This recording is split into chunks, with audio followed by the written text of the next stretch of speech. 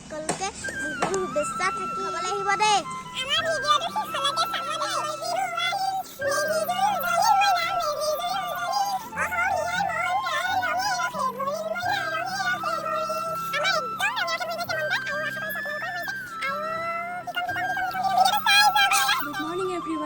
মোৰ চেনেলৰ এটা নতুন ভিডিঅ'লৈ আপোনালোক সকলোকে স্বাগতম জনাইছোঁ।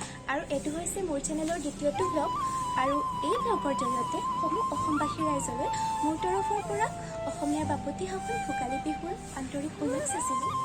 কি ক'বা সকলোকে ভোগালী বিহুৰ শুভেচ্ছা জ্ঞাপন কৰিলোঁ।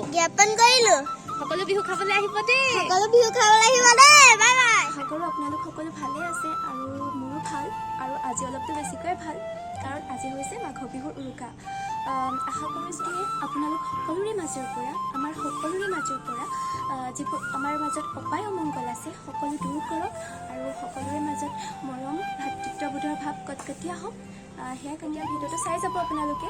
এয়া আমাৰ ঘৰৰ দীঘল পদূলি বাটেৰে এয়া জপনাৰ মুখলৈ আগবাঢ়িছোঁ আৰু সেয়া দেউতাই দেখিছেনে মেজিৰ বাবে খৰি কাটি আছে আৰু এইফালে ভতিজাজনীয়ে সাৰি আছে চোতাল।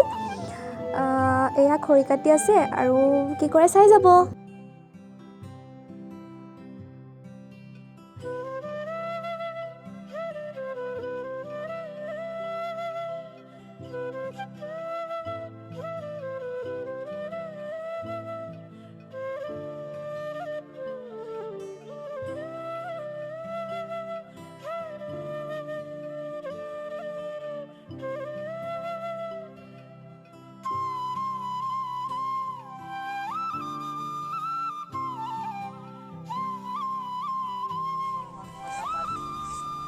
কোনে বনাইছে? মই বনাইছোঁ। কিমানটা পালকৰ পৰিচয় কৰিছে ভাইটিয়ে তাতে হাঁহিছে। আৰু ফাইনেলি আমাৰ মেজি ৰেডি হৈছে আৰু এয়া ৰেডি নাই হোৱা নি কেলে আৰু অকণমান দিবলৈ আছে নি খৰি? তুমি খৰি কেইডাল কাটিলা? তুমি খৰি কাটিব জানা জানো? এনেই তুমি একো কাম নাই তোমাৰ। মাৰিবা নি মোক? তুমি পিক মাৰিবা নি? Good evening everyone.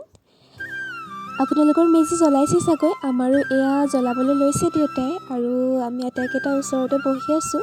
কিন্তু বহুত বেছি হুলস্থুল হোৱাৰ বাবে ভিডিঅ'টো মিউট কৰিবলগীয়া হৈছে, তাৰ বাবে বেয়া নাপাব।